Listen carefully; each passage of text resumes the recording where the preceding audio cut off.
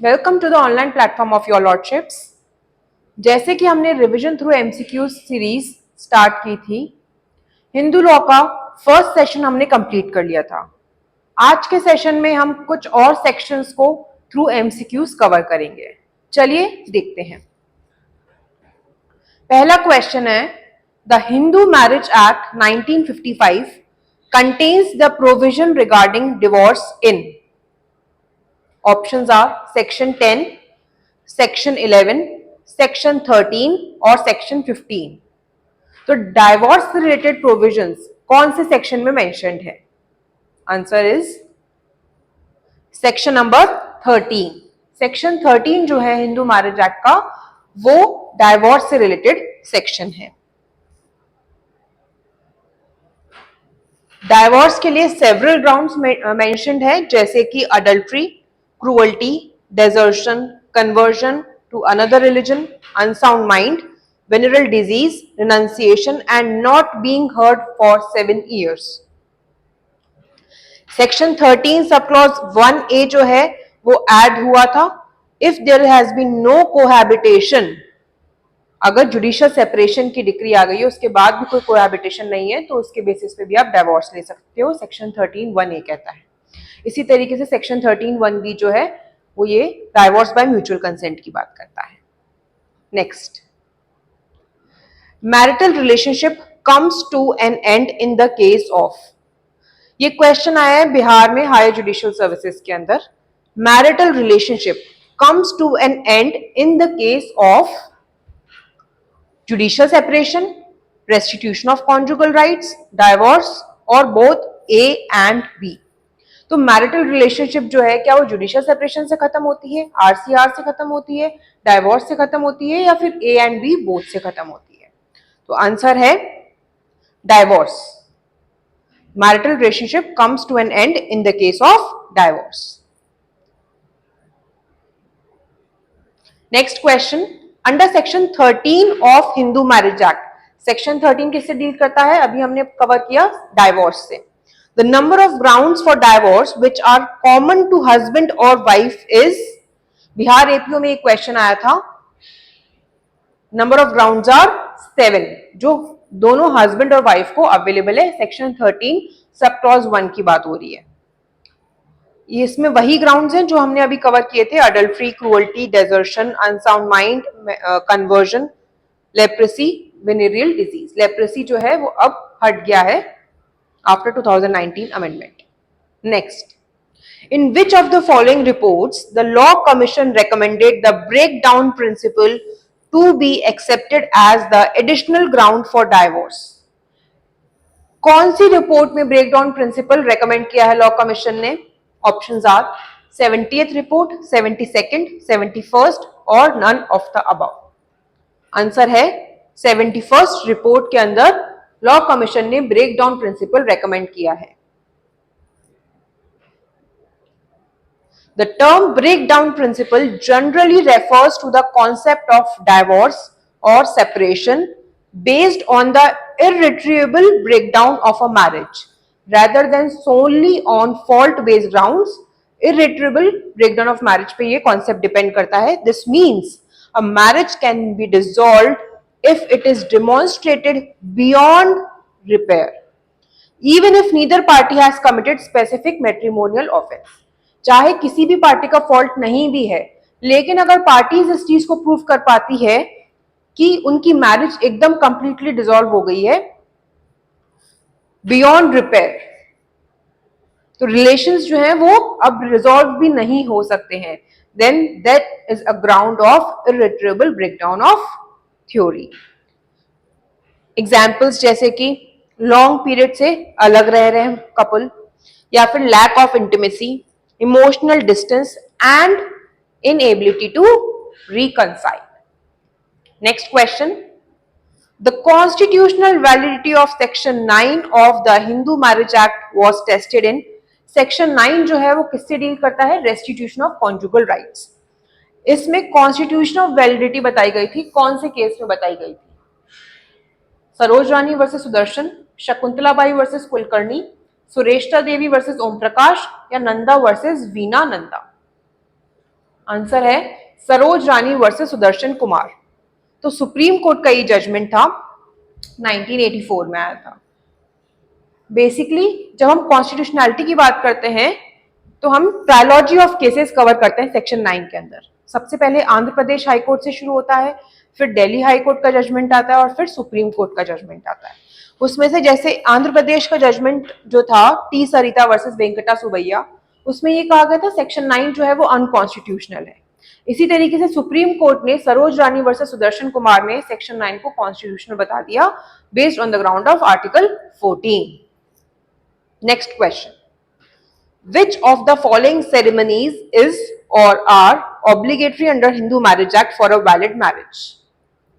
Options are Kanyadan, Saptapati, customary rites and ceremonies of either party, or all of the above. Answer है customary rites and ceremonies of either party. Uttarakhand 2014 में ये question आया था। जो ऐसी ceremony है जो कि नेसेसरी है, customary rights and ceremonies of either party, दोनों में से कोई एक पार्टी की कस्टमरी राइट्स और सेरेमनीज से ही शादी होनी चाहिए, ये नेसेसरी है। सप्तपदी होना जरूरी नहीं है, कन्यादान होना जरूरी नहीं है। सप्तपदी तब जरूरी है जब आपके कस्टम का वो एक पार्ट है, तब सप्तपदी होना जरूरी है। So according to the Hindu marriage act, no specific ceremony is explicitly mandatory for a valid marriage. However, Saptapadi is considered a key ritual that completes and binds the marriage when performed in accordance with customary rites and ceremonies of the parties involved. Customary rites and ceremonies के हिसाब से अगर saptapadi perform की जा रही है तब वो मैंडेटरी हो जाती है। Next question, for declaration of a marriage as void, petition में बी प्रेजेंटेड अंडर सेक्शन 11।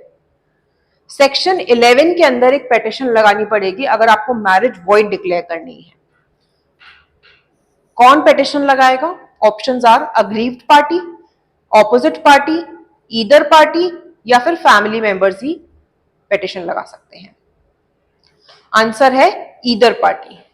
तो जब सेक्शन 11 के अंदर आपको वॉइड डिक्लेयर करानी है आपकी मैरिज, तब ईदर पार्टी, चाहे वो हस्बैंड हो या फिर वाइफ हो, दोनों में से कोई भी एप्लीकेशन लगा सकता है for declaring the marriage as void. Next question, a Hindu husband converting to Islam and marrying again will be guilty of bigamy. It was held in which of the following case?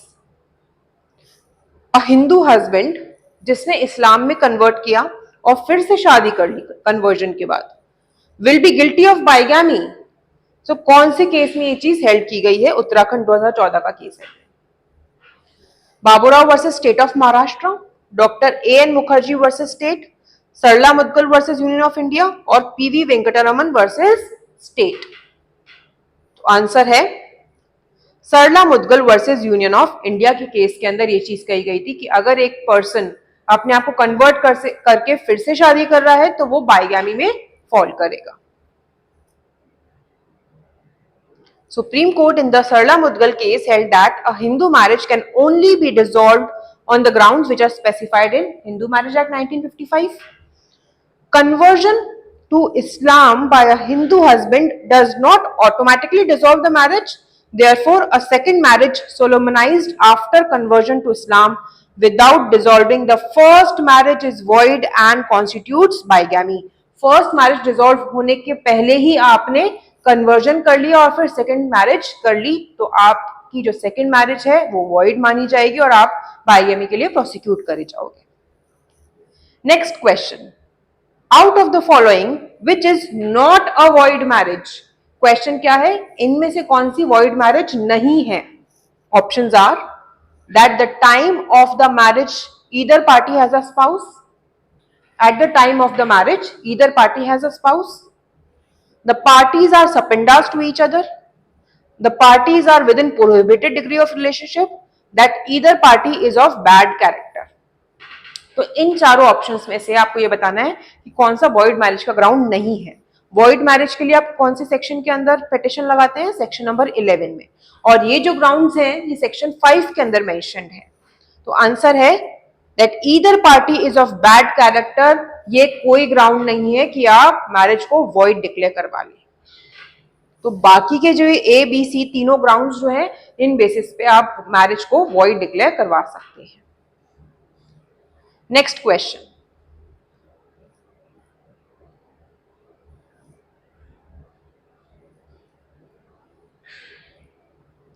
Pre-marital relation of a spouse, pre-marital that means शादी होने से पहले अगर एक spouse का relationship है, वो statutory ground बनता है। कौन से? जुडिशियल सेपरेशन के लिए, डाइवोर्स के लिए, नलिटी ऑफ मैरिज के लिए, या फिर none of the above. Haryana 2010 में ये क्वेश्चन आया था। प्री मैरिटल रिलेशन जो है स्पाउस का, ये अपने आप में स्टैट्यूटरी ग्राउंड किसका है? आंसर है nullity of marriage. Premarital relation of a spouse is a statutory ground for none of the above.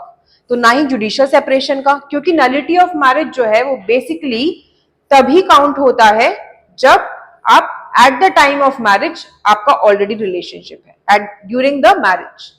लेकिन अगर आपका शादी से पहले कोई रिलेशन है, इस बेसिस पे ना आपको जुडिशियल सेपरेशन मिलेगा, ना ही डाइवोर्स, ना ही नलिटी ऑफ मैरिज। तो ये क्वेश्चन जो है ये अपने आप में एक रेलेवेंट क्वेश्चन है। तो आंसर है none of the above. So under the Hindu Marriage Act, a premarital pregnancy of the wife can be a statutory ground for seeking a voidable marriage. This means the marriage can be annulled by a court if the wife was pregnant at the time of marriage. However, the act does not provide similar relief to the husband if the wife was pregnant by any other man before the marriage. सो आज की class में हमने ये कुछ questions cover करे हैं revision through MCQ series में। Next class में हम इसके आगे के सेक्शंस कवर करेंगे हिंदू लॉ के अंदर। Thank you.